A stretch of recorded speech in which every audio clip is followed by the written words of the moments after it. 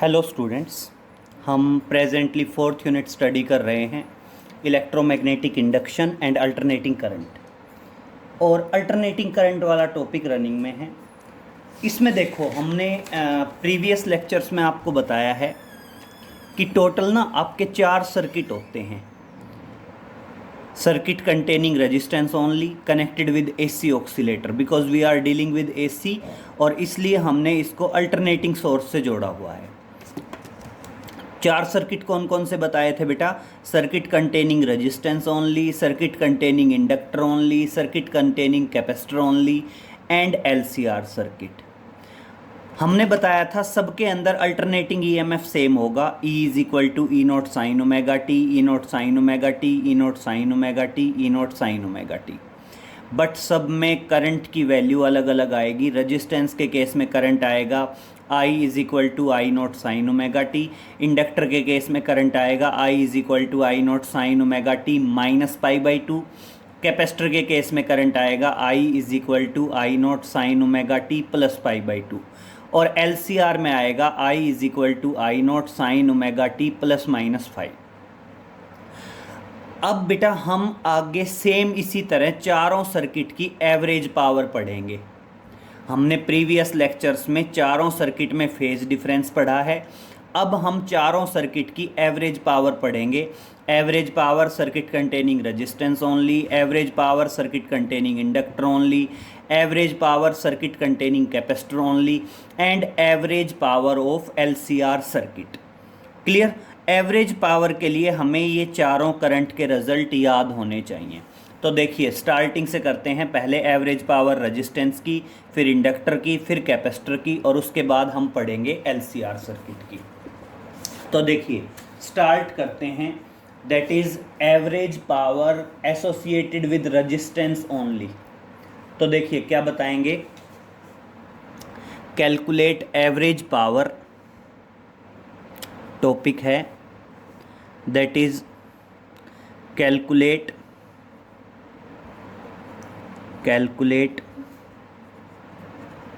Average power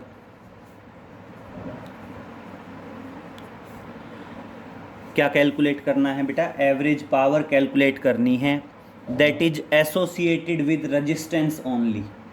that is associated with resistance only. Associated with resistance only. Clear हुआ बेटा? हमने average power study करनी है, average power calculate करनी है जो एसोसिएटेड हैं। किससे एसोसिएटेड है बेटा? रेजिस्टेंस से एसोसिएटेड है। क्लियर? तो देखिए, स्टार्ट करते हैं। पेपर को 2 पार्ट में डिवाइड करते हैं। तो देखिए, सबसे पहले क्या कहेंगे? Consider a resistor of resistance R which is connected to the AC oscillator as shown in the figure. ठीक है, 2 लाइन लिखेंगे।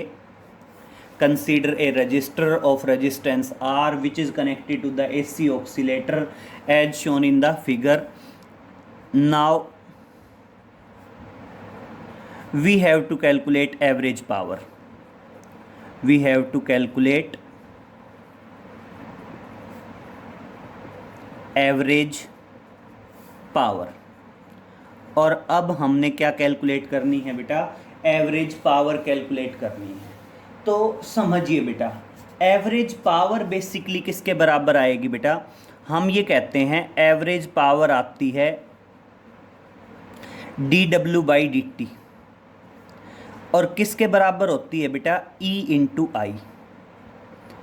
आपने पढ़ा होगा करंट इलेक्ट्रिसिटी में कि पावर क्या होता है? Rate of doing work. और बेसिकली किसके बराबर होती है? Voltage into current. वोल्टेज लिख दो या EMF E से डिनोट कर दो। और अब देखिए क्या आएगा, dW is equal to E into I into dt। यही होगा बेटा। अब क्या करें? इंटीग्रेट कर दें। तो देखिए क्या करेंगे, integrating both sides over the full cycle time. तो क्या करेंगे,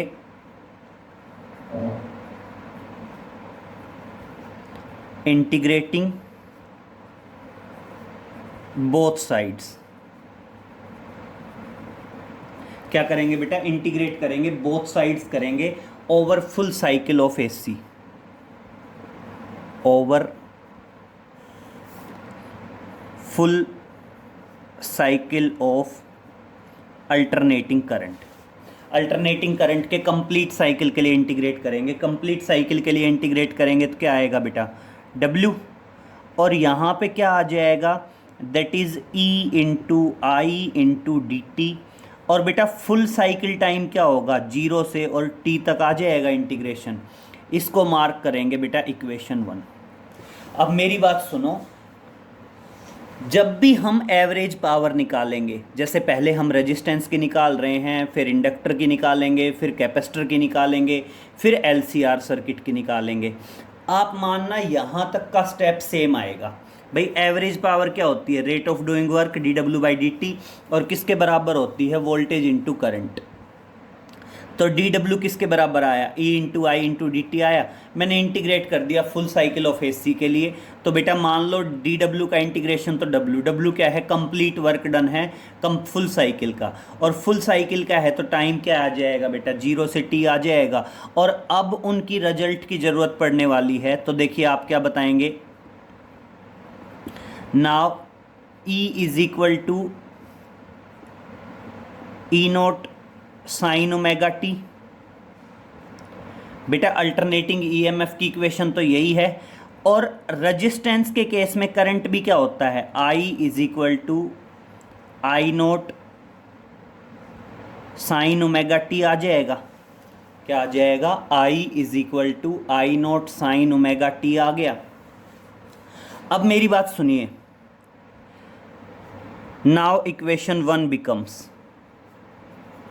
नाउ इक्वेशन 1 बिकम्स, अब देखिए बेटा इक्वेशन 1 क्या बन जाएगी, W is equal to integration 0 से t। बेटा E की जगह आया E naught sine omega T, और I की जगह आया I note sine omega T, और इनटू क्या आ गया, dt। अब मेरी बात समझिए बेटा, अब हमने क्या किया, E नोट आई नोट कॉमन ले लिया। बेटा इंटीग्रेशन बचा साइन ओमेगा टी, क्या आ गया, sine square omega T D T आया, 0 से t तक इंटीग्रेशन है। अब बेटा मैंने क्या कर दिया, यहाँ पे फॉर्मूला लगा दिया कि भाई साइन स्क्वायर ओमेगा टी जो होता है, आपने फॉर्मूला पढ़ा है cos 2 ओमेगा टी का। देखो मेरी बात सुनो, एक फॉर्मूला होता है, आप जैसे यहाँ पे ना ये वैल्यू पुटअप करेंगे, सिंपल लिखेंगे क्या, यहाँ पे साइन स्क्वायर ओमेगा टी है, हम क्या कर देंगे कि साइन स्क्वायर ओमेगा टी किसके बराबर होता है, साइन स्क्वायर ओमेगा टी बराबर होता है 1 minus cos 2 omega T over 2। बेटा ये आया कहाँ से, बेसिकली ये बेसिकली आया 2 इधर आएगा, कोस इधर आएगा, 1 इधर आएगा, तो इस तरह से कोस 2 ओमेगा टी, कोस 2 ओमेगा टी किसके बराबर आ जाएगा, 1 minus 2 sine square omega T आएगा। ये बेसिकली फॉर्मूला है बेटा, जैसे एक होता है साइन 2 थीटा का formula, that is 2 time sine theta cos theta. इसी तरह बेटा फॉर्मूला होता है कोस 2 थीटा का, कोस 2 थीटा का फॉर्मूला होता है 1 minus 2 sine square theta by 2। तो उसी कॉन्सेप्ट का यूज़ करके, और फिर मैंने ये बता दिया कि आपका जो साइन स्क्वायर ओमेगा टी है, वो साइन स्क्वायर ओमेगा टी किसके बराबर आ जाएगा, 1 minus cos 2 omega T by 2 आ जाएगा।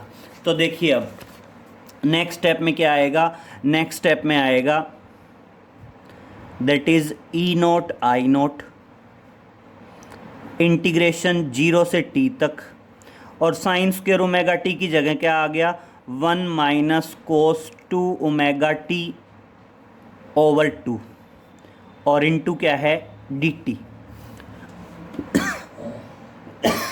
सॉरी, अब बेटा ब्रैकेट खोल लें, अलग अलग करें। आई थिंक एक तो ये आएगा that is E note I note by 2, 1/2 common ले लें, और इंटीग्रेशन 0 से t और क्या आ जाएगा 1 dt आ जाएगा minus E note I note by 2 और इंटू इंटीग्रेशन 0 से t और किसका आ जाएगा बेटा कोस 2 ओमेगा t dt। क्लियर? ये किसके बराबर आएगा बेटा कंप्लीट वर्क डन के बराबर आएगा।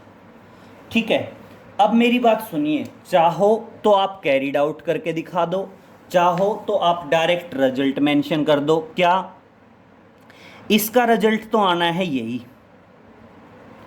That is E note I note by 2 और dt का इंटीग्रेशन 0 से t क्या आ जाएगा t आ जाएगा और माइनस हो जाएगा 0। क्यों? रेफरेंस देंगे क्योंकि इंटीग्रेशन 0 से t cos 2 omega t dt is equal to 0। ये मैंने डायरेक्ट रिजल्ट लिख दिया। आप चाहो तो इसका इंटीग्रेशन कैरिड आउट करके दिखा सकते हो। कैसे? समझिए, देखिए पहले इसका इंटीग्रेशन तो सिंपल था भाई, 2 स्टेप थे ना। एक तो इंटीग्रेशन था dt 0 से t तक, तो देखिए बेटा dt का इंटीग्रेशन आया t, dt का इंटीग्रेशन आया t, lower limit 0 upper limit t, तो तरीका क्या होता है अपर लिमिट माइनस लोअर लिमिट और ऑटोमेटिक किसके बराबर बच गया t के बराबर बच गया।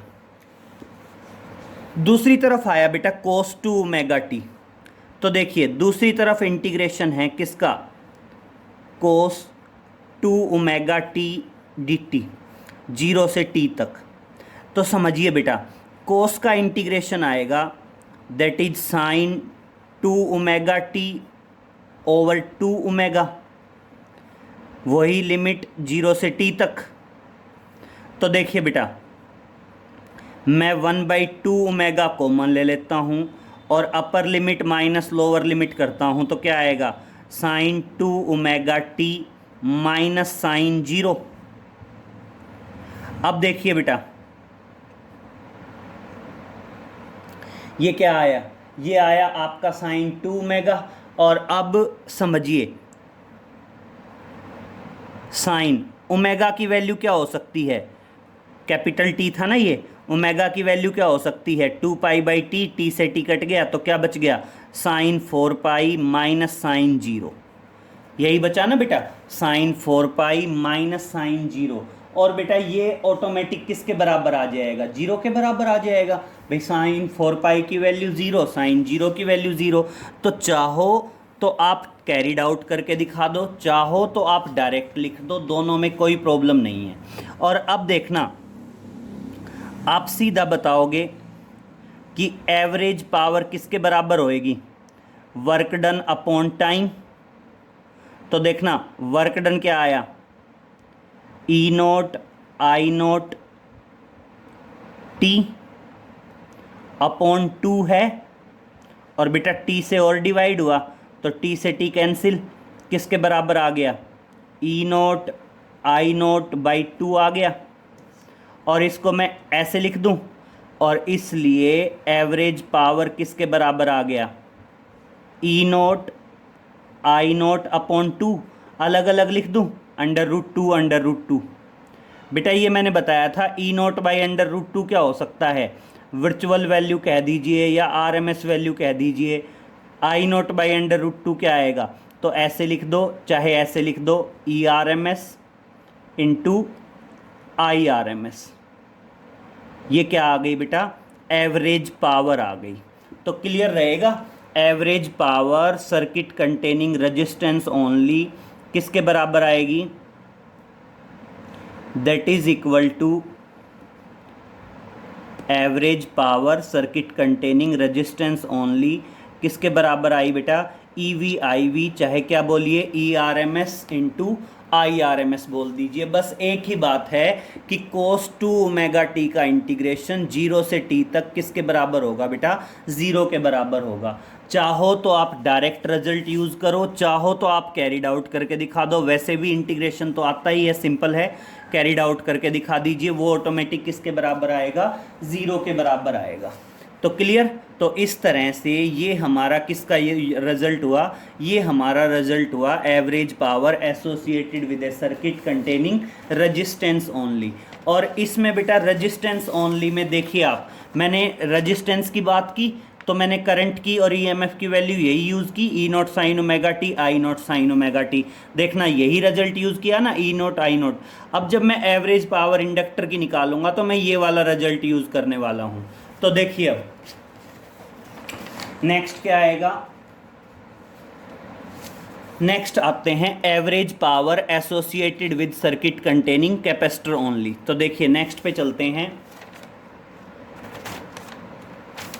Calculate average power. देखिए नेक्स्ट है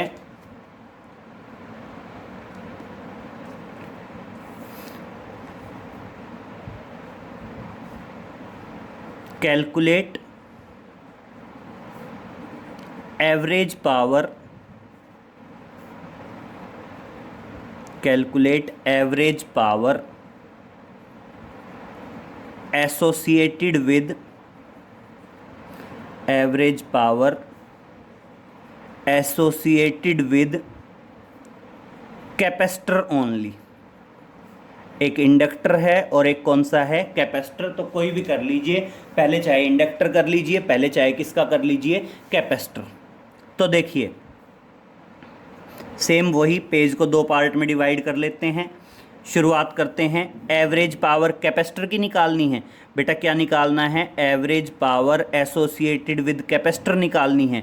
तो देखिए सबसे पहले क्या कहेंगे, consider a capacitor of capacitance C which is connected to the AC oscillator as shown in the figure. जो किससे कनेक्टेड है बेटा, एसी ऑक्सीलेटर से कनेक्टेड है, ठीक है। तो consider a capacitor of capacitance C which is connected to the AC oscillator as shown in the figure. और इंट्रोडक्शन में 2-3 लाइनें लिख दी। और अब क्या बताओगे, now we have to calculate, now we have to calculate average power. और बेटा सेम वही पॉइंट, एवरेज पावर किसके बराबर आएगी, एवरेज पावर आएगी rate of doing work D W by D T. और या फिर किसके बराबर आएगी, ई इंटू आई आएगी। और यहाँ से आप डी डब्ल्यू क्या बोल सकते हैं, डी डब्ल्यू आ जाएगा that is E into I into D T. Clear. और अब समझिए बेटा, अब आप क्या करोगे, now integrating both sides, integrating both sides, क्या करेंगे, इंटीग्रेट करेंगे both sides over full cycle of AC, over full cycle of AC. किसके लिए बेटा, अल्टरनेटिंग करंट की फुल साइकिल के लिए करना है इंटीग्रेट। तो देखिए अल्टरनेटिंग करंट की फुल साइकिल के लिए इंटीग्रेट करेंगे तो ऑटोमेटिक क्या आ जाएगा, वर्क डन डब्ल्यू आ जाएगा। और किसके बराबर बचेगा, इंटीग्रेशन 0 से t तक E into I into D T.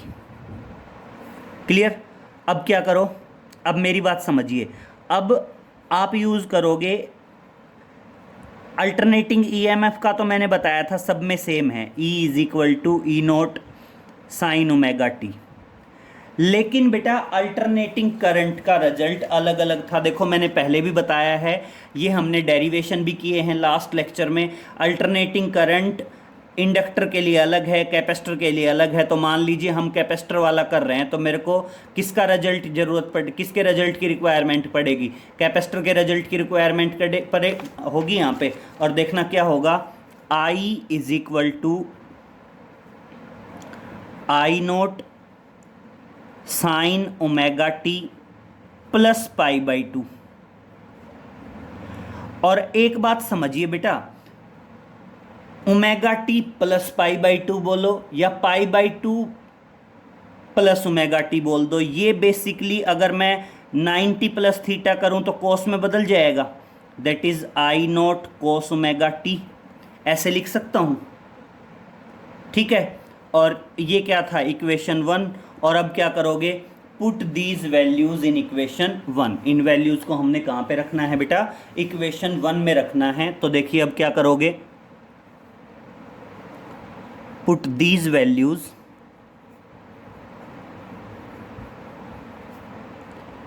In equation 1। In values को कहाँ रखा बेटा, इक्वेशन 1 में रखा। तो देखिए इक्वेशन 1 में वैल्यू को रखेंगे तो क्या आएगा, W is equal to integration 0 से t। बेटा E की जगह तो क्या आ गया, that is E naught sine omega t। और बेटा I की जगह क्या आ गया, that is I note cos omega t into dt। Clear. अब देखिए बेटा क्या आया, E note I note common ले रहा हूं मैं, E नोट I नोट मैंने कॉमन लिया, इंटीग्रेशन में बचा साइन ओमेगा टी कोस ओमेगा टी dt। अब बेटा मैं 2 से डिवाइड करूं, 2 से मल्टीप्लाई करूं, तो देखिए नेक्स्ट स्टेप में क्या आएगा, इंटीग्रेशन तो लिमिट है ही 0 से t तक। तो बेटा E नोट I नोट मैंने 2 से डिवाइड कर दिया और मैंने 2 से मल्टीप्लाई कर दिया।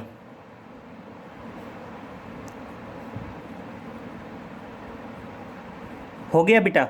और अब देखिए बेटा मैं आपको बता रहा था कि रिजल्ट होता है जैसे sine 2 theta, 2 time sine theta cos theta, तो 2 time sine theta cos theta, theta की जगह क्या है ओमेगा टी। तो इस तरह से ये रिजल्ट क्या आ गया, ये रिजल्ट आ गया that is E note I note by 2 integration 0 से t तक और साइन 2 थीटा, और थीटा की जगह क्या है ओमेगा टी dt। और अब मेरी बात समझिए बेटा, साइन 2 ओमेगा टी dt का रिजल्ट क्या होता है, इंटीग्रेशन क्या होता है, 0 होता है। रेफरेंस देंगे क्योंकि इंटीग्रेशन 0 से t sine 2 omega t dt is equal to 0। और इसलिए अब एवरेज पावर क्या आएगी, एवरेज पावर आ जाएगी बेटा वर्क डन अपॉन टाइम, और वर्क डन 0 है तो ऑटोमेटिक एवरेज पावर भी क्या होगी 0। और इसलिए बता देते हैं average power circuit containing capacitor only is 0। या कई बार आ जाता है prove that average power of circuit containing capacitor या कैपेसिटिव सर्किट इज 0। तो वहाँ पे हमें बेटा डेरिवेशन करके प्रूव करना होता है कि एवरेज पावर कैपेसिटर वाले सर्किट की क्या है 0 है। लेकिन ये पॉइंट समझिए, आप चाहो तो डायरेक्ट लिख सकते हैं। 2 स्टेप यूज़ हुए, एक स्टेप तो ये यूज़ हुआ कि आपका साइन 2 थीटा का रिजल्ट होता है that is 2 time sine theta cos theta, और बेटा थीटा किसके बराबर है, यहाँ पे ओमेगा टी के बराबर है, और मैंने ये रिजल्ट लगा दिया। दूसरा क्या हुआ बेटा, इंटीग्रेशन। ये देखिए integration sine 2 omega t dt 0 से t तक। अब बेटा चाहो तो आप डायरेक्ट याद रखना कि जब इसका इंटीग्रेशन करते हैं तो वो इंटीग्रेशन का रिजल्ट क्या आता है 0। और आप चाहो तो कैरिड आउट करके दिखा दो बेटा, साइन 2 ओमेगा टी का इंटीग्रेशन आएगा minus cos 2 omega T over 2 omega, और 0 से t तक हो गया। अब देखिए आप माइनस कॉमन ले लेते हैं, 1/2 ओमेगा कॉमन ले लेते हैं, और क्या आ जाएगा that is cos 2 omega capital T minus cos 0। अब बेटा ओमेगा किसके बराबर होता है 2π/t, बेटा t से t कैंसिल, और किसके बराबर आएगा दैट इज कोस 4π और माइनस कोस 0।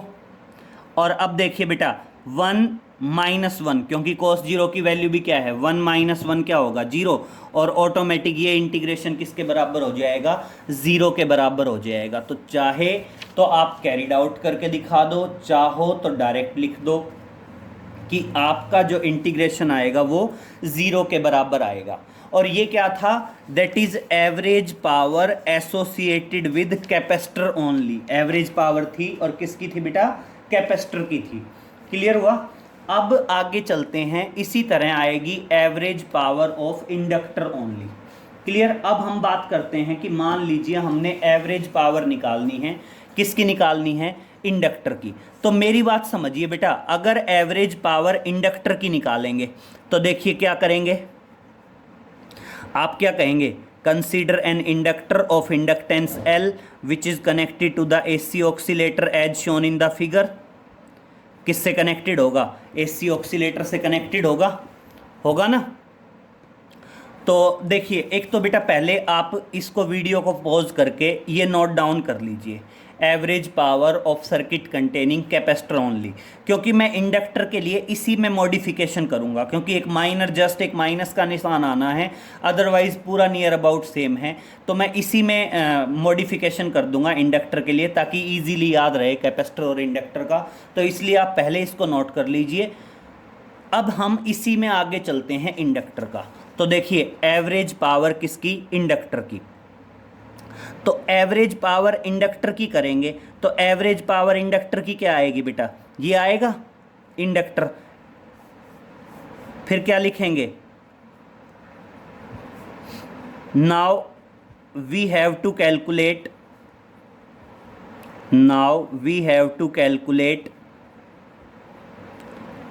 एवरेज पावर किसके बराबर आएगी बेटा, dW/dt, और किसके बराबर आएगी, दैट इज E/I। यही होगा ना बेटा। अब देखिए, अगर यही होगा तो dW किसके बराबर आ जाएगा, दैट इज E/I/dt। अब क्या करेंगे, इंटीग्रेटिंग बोथ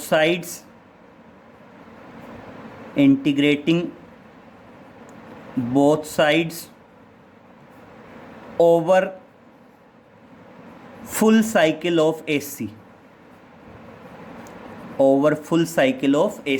हम क्या करेंगे, दोनों तरफ इंटीग्रेट करेंगे। और कैसे इंटीग्रेट करेंगे, over the full cycle of AC। और full cycle of AC integrate करेंगे तो बेटा dW का इंटीग्रेशन W, और क्या आ जाएगा, दैट इज E/I/dt,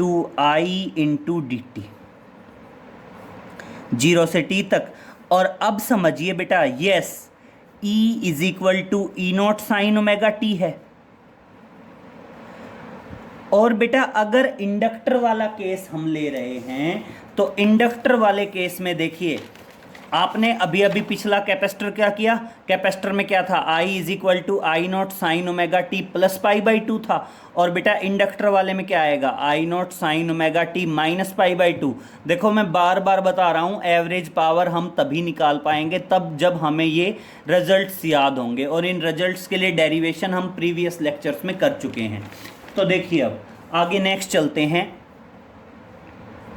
मान लीजिए ये इक्वेशन 1 है और I = क्या होगा, I0 sin ωt माइनस π/2।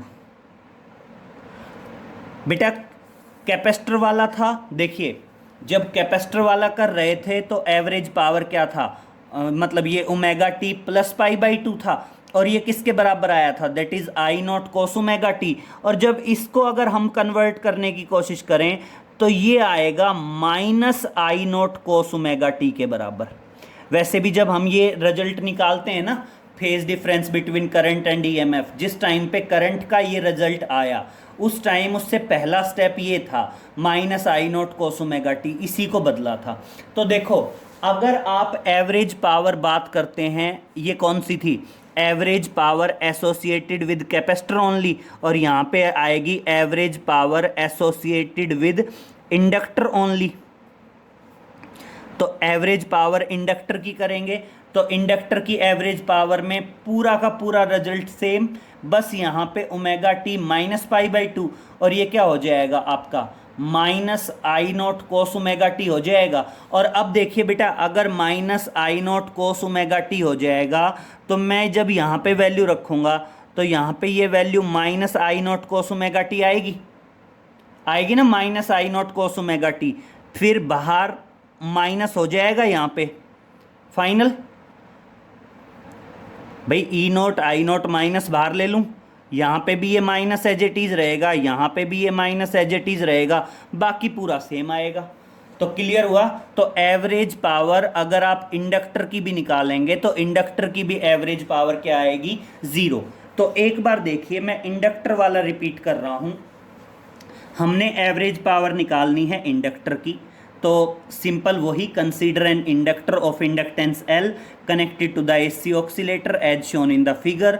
और एवरेज पावर क्या आएगी बेटा? dW/dt। dt इधर चला जाएगा, dW किसके बराबर आ जाएगा? That is E into I into dt आ जाएगा। अब क्या करेंगे बेटा? दोनों तरफ इंटीग्रेट करेंगे, integrating both sides over the full cycle of AC। तो देखिए W इज इक्वल टू क्या आएगा? That is E into I into dt, और इंटीग्रेशन 0 से t तक हो गया। अब देखिए, अगर कैपेसिटर हो, इंडक्टर हो, रजिस्टर हो, सब में अल्टरनेटिंग ईएमएफ की वैल्यू तो सेम आनी है, that is E is equal to E naught sine omega t. लेकिन बेटा सबके लिए करंट की वैल्यू क्या आनी है? अलग अलग आनी है।